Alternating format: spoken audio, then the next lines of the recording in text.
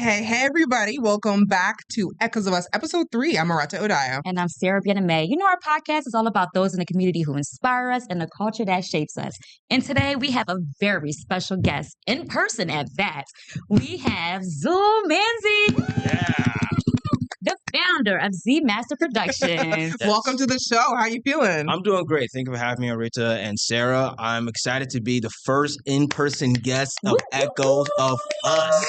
Yes. So please give the viewers an inside look, just a little about who you are. Yeah, who am I exactly? I ask that question every day when I wake up. My name is Zul Manzi, born and raised in Springfield, Massachusetts. My family originally immigrated from Tanzania. Disclaimer, it's in East Africa, folks. A lot of people don't know where Tanzania is, and I always joke it's in China. So since born and raised here in Springfield, I've just been interested in many different things, particularly in the arts. And so when I was 16 years old, as a student at Long Meadow High School, I got interested in doing stand-up comedy as an outlet for me to kind of unleash all the various experiences dealing with in school, being like the only Black student in many of my years and being the only Muslim student and being from a Tanzanian community. So I felt like a walking United Nations. So going into stand-up, and then eventually that got me into doing more filmmaking, doing a lot of comedy skits, which was, when I was younger, were a lot weird comedy skits.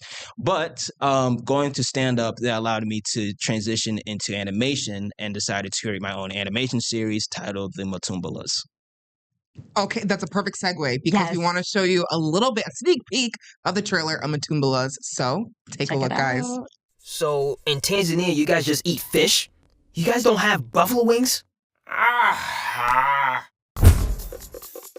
don't know, Pops. This fried shrimp, though, is the most special thing that has ever happened to me. Rajab, if it wasn't for gyros, I wouldn't know what love is. We're going to show you around this modern, first world city of Hopeland.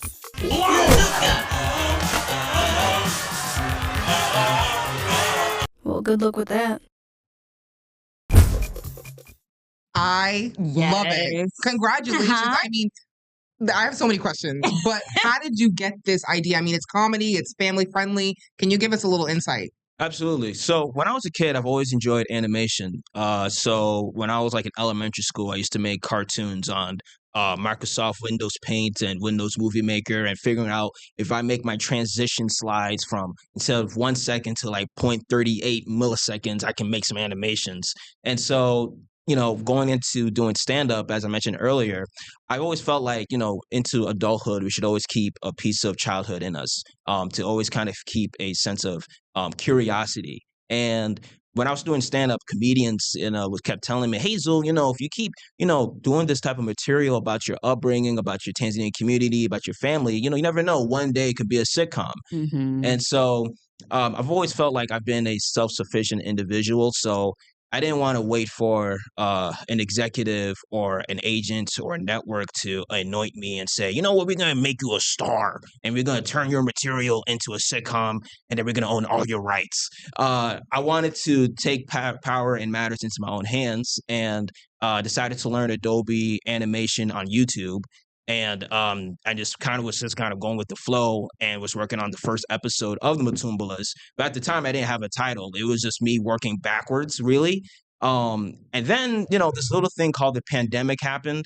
And, like most of us, we were trapped in the house. And so I was like, you know what? I got a couple of these shorts. Let me build up on that. And then eventually, I just made a full season. And that's here we are. And many people do not know that you made it in your basement at that. Like, we found that on Instagram, and that's pretty cool as well. And I feel like you're just giving back as well to the community. So we're going to take a break, and we're going to talk about how you're giving back to the students in Western Mass. You're watching Echoes of Us. We'll be back.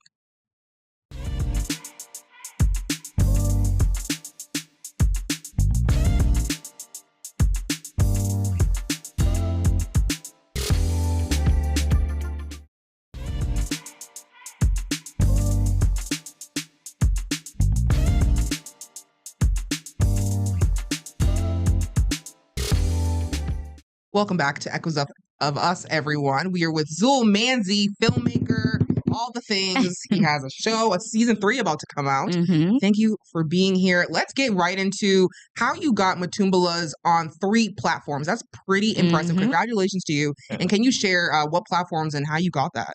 Yeah, absolutely. So, I stated earlier, once I pretty much had my first season completed, I was like, all right, what am I going to do with this? And I had no idea where to put it. So at first, I just had it up on my YouTube page, like a few episodes here and there. But I was like, I want to see what other distribution that I can take this. And so, as a subscriber on a Black-owned streaming platform, Quelly TV, they were looking for more comedy on their slate, and so I was able to submit a few episodes on there, and not really having any expectations. And thankfully, we got accepted on there, and then eventually became the number 1 most watched show on Quelly TV, which gave us the opportunity to do a second season on their platform, which the Matumbas became their first original series, and gave us a budget of $10,000. And so when I got that, I thought I was rich. So I was going to change my social security, not calling my family members from Tanzania anymore. But I realized that $10,000 is probably like the budget for Capri Sun pouches for other big shows. So, but we still made it happen. I wore a lot of hats in the show, but we were able to do a second season. And then from there, we were able to bring on to other platforms such as Afroland TV and Afrowatch. And now we're on Tubi. Yeah. It's been a very interesting experience seeing how it's been going on Tubi. And I love that it's on Tubi because we met you through our photographer, Bobby. And Shout he out, Bobby. mentioned that when he watched your Instagram, he posted that it was close to the films that you grew up watching. And that was very inspirational to you. So what were those films that you happened to see that you saw your film right next to? Oh, yeah. So growing up, I was a big fan of the PJs, still a big fan of the PJs. When I go to these schools and I tell these students, like, have you ever seen the PJs? They just give me a blank face. And I get so disappointed because it's a claymation series back in the late 90s with Eddie Murphy. And so when I saw that the Matumbalas was right next to the PJs, I lost my mind. I was like, 5-year-old Tafika would be jumping over the roof, like 28 Tafika was jumping over the roof. And so it was amazing. And especially now with Tubi launching a lot of Cartoon Network slates recently, a lot of my favorite shows, Cartoon Network, and seeing the Matumbalas right next to it, it definitely goes to show that if you just keep going with your vision, when you visualize something enough, it will come into fruition. So it definitely was a great moment. So what was the timeline of when you had this thought of this show in your parents' basement to now? What was the timeline? How long did it take you? Yeah, so at first, this thing kind of went in different stages because I've always had like Matumbala-esque type of stuff since I was like in elementary school, but it just went through different phases. But as far as like saying this was now the Matumbalas, it started in May 2019. And then it took me 4 months to animate the very first pilot. And then once I started getting the hang of the animation program, it took me about like a month and a half to make each episode. And then for the timeline for season 2, we started that like in September 2022. We released it the next year in October 2023. Then it added in a couple extra more episodes in 2024. So I didn't have a social life for about a while. Wow. And throw that in too. You were very young at that when you published it. What, Right. 23, Yeah. I believe? Yeah, that's pretty good. Wow. So who's editing? Who's voicing over? I know that you voice over one of the characters. Do you voice over, like, who's doing all of that stuff? Yeah, so I voiced the father, Hashim. I voiced the younger kid, Zofika, who's loosely me. We have in season 1, Samadi Hernandez. She voiced Zaina and Amina. And in season 2, we had Denise Kumalo voicing Zaina, Gabby Barlete voicing Amina, and then my good buddy Chris Yates, he voiced both Rajab in season 1 and season 2, and other random characters. And I've voiced a bunch of other random characters in the show.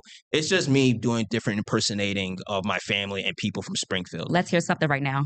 Right. On the spot. On the No spot. problem. So Hashim's like, hello, my name is Hashim Batumbala, and I'm here. I love it. Yeah, and then we have It's another so character natural. called Yeah. Terry. It's like, I'm Terry, you're my nemesis, stuff like that. I can go all day if you guys want this. Wow. Wait, that's some real talent. And I Right. mean, hey, you're home to Springfield, the city of Springfield. So how has the reaction been for residents here? I'm sure you have workshops here. Talk a little bit about the community that you built here. Absolutely. So since in Matumbalas, the name of the fictional town name is Hopeland, Massachusetts. And so it's based off of my hometown street called Hope Street off of Boston Road. And so we did a screening at Focus Springfield, where I got my first start. And we did a great screening event there. Had people from our community, the Tanzanian community, and other communities around Springfield coming through. And since the show is so heavily derived, the elements is so heavily inspired by Springfield, it only makes sense to do our screenings and workshops here. So I've been blessed to do different screenings, different workshops. Later this month, I'm going to be doing a series of creative residency for the Springfield Culture Partnership for high school students as well. I've gone to different colleges around Western Mass, such as Westfield, the Wilson Northampton School, and many others. So it's good to give back to the community because I want students to know that they can do the same work, that they can look at different perspectives and have to follow their path, and then even if it's a lot of challenges as I face, those challenges are meant for growth, and you have to overcome that to see your vision come into fruition. So I want these kids here to see that, to know that, and to know that there's different paths in this life that we can do. So yeah, it's very instrumental for me to be here to work. Wow. I'm sure your family's very proud of you. Right. I mean, this is kind of has influences of them, but I'm sure they're very proud of you. Yeah, absolutely. It's like especially coming from immigrant parents. You know how it is. It's like I don't think when my parents first moved here, they were like, we want our child to go into stand-up comedy. That definitely wasn't their American dream. But I've been very blessed to have parents that support me. And I hope that, through this, this inspires other parents to, take your kids' dreams seriously. You never know where you can take them. And even my family back in Tanzania, like I have my uncle Rashid, he doesn't speak any English, but he calls me and says, Zofika, good job. Bye. So it makes me feel good that I'm doing the right things. Oh, I love that. Yes. And then I know that one of the shows, or your show, was the most watched on one of the platforms as well, that you posted that as well. You've been going to like different film festivals as well with all of that. How's that been? Yeah, so I've been fortunate we went to Austin, Texas for Afrotech. I took a train ride to Charlotte, North Carolina. One of the biggest opportunities we've had, my team and I, we went to San Francisco and we had a screening at Pixar. And so we were at Pixar, we did a screening of the Matumbalas there. And to see the Matumbalas on the same screen as they screen all our favorite Pixar films, it let us know that even though it was a $10,000 budget, we're on the same bill and the same platform as these $1 million budgeted films.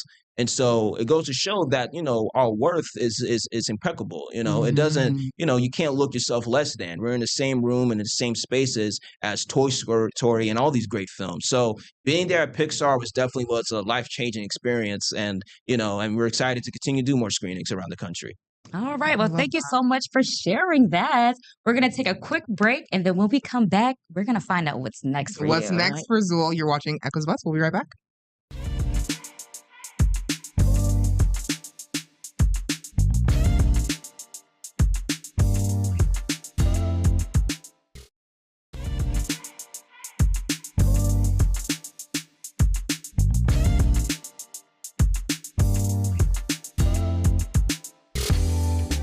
And we're back. Last segment, everyone. We have Zool Manzi here, filmmaker. We've been talking a lot about how you even got to create the Matumbalas. And we watched the trailer. You watched the first episode. Yeah. I mean, it's very impressive. And so what is next for you? We're going to show some photos while you talk. But you've already made it big, but I'm sure you have more aspirations. Yeah, absolutely. So what's next? So of course, we continue with our momentum with the Matumbalas. We are now in the process of working on a third season. We're really excited to continue on with our mission, with 2 new episodes for season 3. We're also continuing with our lecture tour and media literacy workshops. So later this month, I'll be going back to Westfield State University. Nice. We're going to do a workshop with the Muslim Student Organization. I'm going to be speaking at UMass. As I mentioned earlier, I'm going to be doing a residency program with the Springfield Culture Partnership. And then next month, I'm going to be doing a campus-wide lecture for the Wilson Northampton School as well. And also doing some series of workshops and many different things. So, so we're just, continuing with the momentum because, with the Matumbalas, the aspirations and overall mission is, more than just a show that's to be entertaining. The themes in the Matumbalas derive from many mechanisms from culture, family lineage, and history. And so the importance behind that is to let students and, participants and attendees to reflect upon their own upbringing, reflect upon their own lineage and culture, and how do those elements also connect with the Matumbalas, and how we can bring that back into the development of season 3.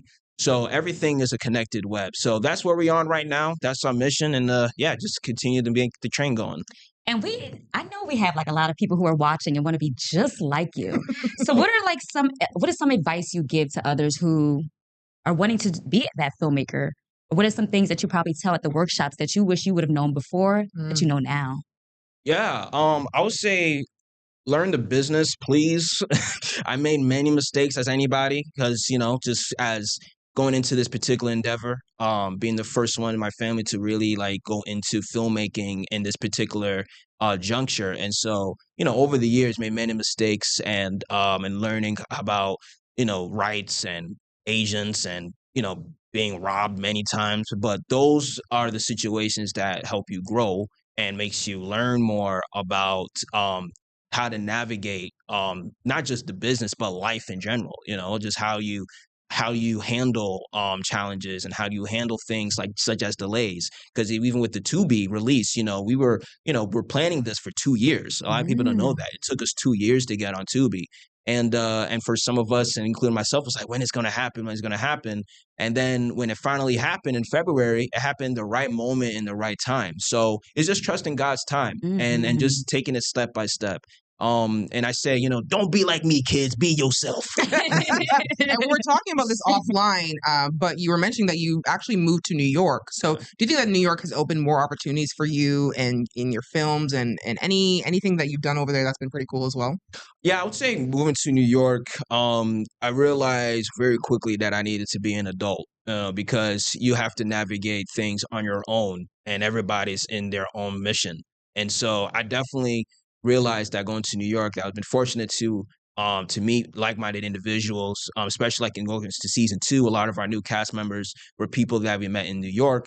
My buddy Chris, who also helps write on the show as well, we both came up together in Springfield. And so, so he moved to Brooklyn, and then like a month later, I moved to Westchester. So we were just pretty much like, going through those motions. And so being in New York, working on the second season, was definitely a story of itself. Many stories, including the studio that we were in, that we will save for another episode of the podcast. All right. And so saving that for the podcast, but where else can people find you, find more about you?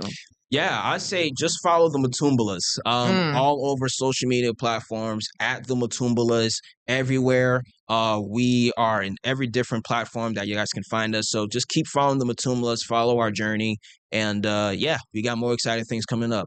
Wait, I love that. That's great. Thank you so much for sharing, Zool. And coming all the way over here. Yes. Let's just say you came just for us. He was going to be on Zoom, you guys. So I'm so glad we have him in person. Yes. Nope. Yeah, so I hate Zoom because I like it's much better to always have interactions face to face in person to catch the synergy. Like the energy that we got right now, we wouldn't have it on Zoom. That's the same message I have with our cast members. Like, yeah, we could do voiceovers at home. I was like, no, we're being in the studio because we can channel in our energy better and create even better moments. So everything's got to be in person. Well, unless we got to go across the country. He might be holding auditions for the Matumbalas, guys. He said it offline. I might audition. I know this is true. Well, we might audition. So you might see us there. And here's a fun fact. In the season 2, episode 6, we actually have an episode in that where there's a scene where it is a bit of a parody of 22 News. It's actually we have a character named Brian Gonzalez, who's a meteorologist, and he's reporting outside about a really bad snowstorm. So if you check out that episode on Tubi, you exactly see the character and look how he's wearing. Like the clothes that he's wearing is very identical to the clothes of 22 News reporting outside. I do a lot of research. I love that. I wrote that down. Gotta check that out. Thank you very much. A little shout out 22 News. So sad though. I know. We have to go. We need more time. I know. But guys, follow Zool. He's so awesome and just the best energy, bringing us all the wisdom. And now we're gonna go out and be filmmakers too. Definitely. So thank you for joining us. We really appreciate it. Pleasure. Thank you for having me. Definitely. And that was our first filmmaker. Next week, we do have a business owner that is coming in. You guys will see that very, very soon. We don't want to give away too much. Yeah. But we'll see you next week on Echoes of Us. I'm Rato Daya. And I'm Sarah Bianame. Bye. Have a good one.